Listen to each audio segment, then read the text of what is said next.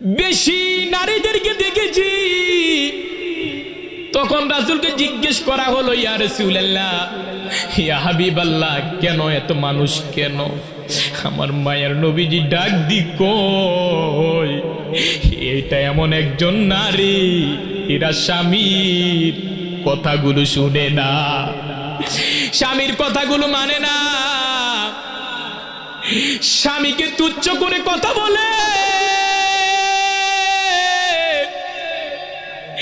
কত রিক্সাওয়ালা চালক ভাই সকাল বেলায় কাজ করতে যায়, দুপুরে আসে,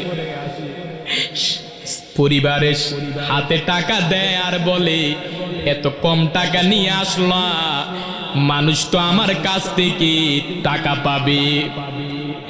অথচ উচিত ছিল তার পরিবারকে, তার পরিবার তাকে সুন্দর করে আদর করে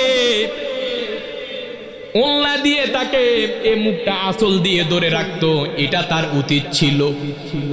কিন্তু সেটা করে না, বরং তার স্বামীকে খারাপ বিশ্রী কথা বলে। কথা বলেন ঠিক কিনা? এমন আছে না, স্বামী সকালে বের হয়েছে, বিকেল বেলা আসলো,